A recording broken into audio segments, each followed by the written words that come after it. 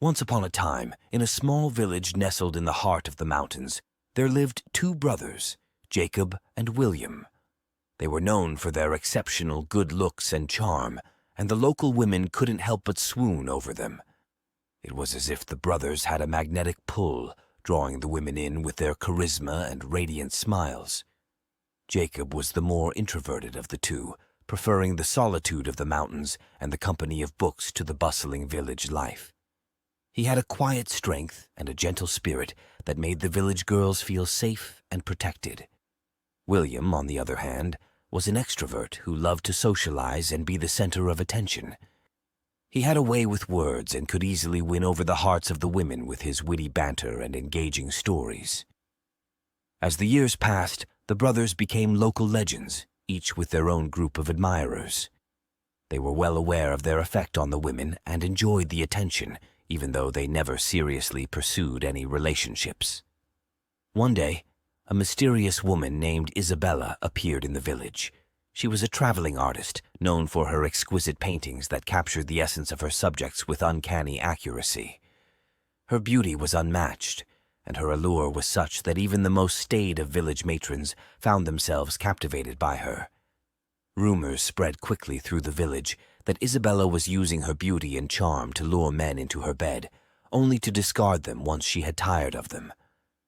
Despite the warnings, the brothers found themselves irresistibly drawn to her. Jacob, ever the introvert, was the first to meet Isabella. As they sat together by the river, he was mesmerized by her stories of faraway lands and the people she had met. She spoke with such passion and intensity that he felt his heart flutter with each word. That night, as Jacob lay in bed, he couldn't get Isabella out of his mind. He felt an intense longing to be with her, to explore the depths of her soul, and to lose himself in her embrace. The next day, William met Isabella by chance as she was sketching a landscape near the village. Her laughter was like music to his ears, and he found himself captivated by her stories and her radiant smile. As they strolled through the village together, he felt a connection with her that he had never experienced before. That night, William couldn't sleep, his mind racing with thoughts of Isabella. He felt an overwhelming urge to be with her, to explore the passion that he knew lay beneath her graceful exterior. The following day, the brothers couldn't help but compare their experiences with Isabella. They found themselves competing for her affections, each trying to outdo the other with stories of their exploits and accomplishments. Isabella watched the brothers with amusement, enjoying the competition and the attention. She knew that they were both attracted to her, and she reveled in her power over them. One night, as the moon cast its silver light over the village, Isabella invited the brothers to her home for a private dinner. As they sat together, the tension between them was palpable. Isabella toyed with them, flirting with both and leading them on, her eyes sparkling with mischief. As the night wore on, the brothers could no longer resist their desires. They both confessed their love to Isabella, each pleading with her to choose him. Isabella smiled, her eyes flicking between the two brothers. She knew that she had them both in her grasp, and she reveled in her power over them. "I will choose one of you," she said, her voice low and sultry. "But first, you must prove your love to me." The brothers, blinded by their desire for Isabella, agreed to her terms without hesitation. "Very well," Isabella purred, her lips curling into a seductive smile. "You must both bring me the most exquisite gift that you can find. The one who brings me the most beautiful gift shall be the one I choose."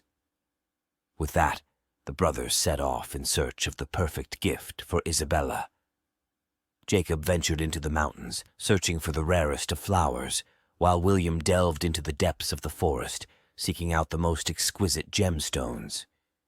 Days turned into weeks, and the brothers became more desperate in their quest for the perfect gift.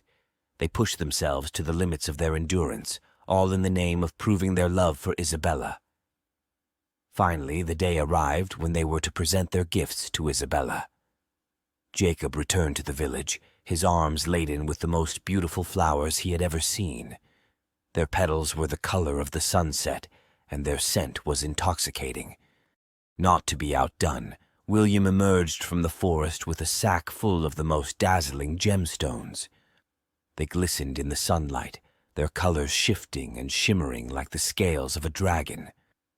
Isabella greeted the brothers with a smile, her eyes shining with anticipation. As they presented their gifts, she examined each one with a critical eye, savoring the moment. Finally, she made her decision. "Your gifts are both exquisite," she said, her voice soft and sultry. "But there can be only one winner." She reached out and took a flower from Jacob's bouquet, holding it up to the light so that it glowed like a beacon. "This flower," she said, "is the most beautiful thing I have ever seen. Its petals are like silk, and its scent is like a dream." Then she turned to William and took a gemstone from his sack, holding it up to the sunlight so that it sparkled like 1,000 stars. "This gemstone," she said, "is the rarest and most precious thing I have ever seen. Its colors are like a symphony, and its beauty is beyond compare." The brothers looked at each other, their hearts sinking as they realized that they had both lost. Isabella saw the disappointment in their eyes and smiled. "But," she continued, "I have not yet made my choice, for I have seen the way you both have changed in your quest for my affections. You have fought and competed, and yet you have also supported each other. Your love for me has brought out the best in you, and in each other. I have seen the depth of your devotion, and I have come to realize that I cannot choose between you." Isabella looked at Jacob, her eyes filled with admiration. "You, Jacob, have shown me the beauty of solitude, the peace that can be found in the quiet moments of life. You have taught me to appreciate the simple things, and for that I will always be grateful." Then she turned to William, her eyes shining with love. "And you, William, have shown me the joy of living, the passion that can be found in the company of others. You have brought me laughter and warmth, and I have never felt more alive than when I am with you." The brothers listened to Isabella's words, their hearts swelling with hope and uncertainty. "So," Isabella continued, "I have decided not to choose between you. Instead, I will take both of you as my lovers, for I cannot bear to be without either of you." Jacob and William exchanged glances, their faces a mix of surprise and anticipation. They knew that this arrangement would be unconventional, but they also knew that they loved Isabella, and they were willing to do anything to be with her. And so, the three of them embarked on a journey of passion and discovery, exploring the depths of their love and the limits of their desire. Isabella, the enigmatic temptress, had enticed the brothers and captured their hearts, and they would willingly give her anything she desired. As the years passed, the village whispered about the unconventional relationship between Isabella, Jacob, and William, but the three of them paid no heed to the gossip, for they had found a love that transcended convention and societal norms, and in their arms they found a happiness that was beyond compare. Please subscribe to my channel Lessons of Life and press the bell notification icon.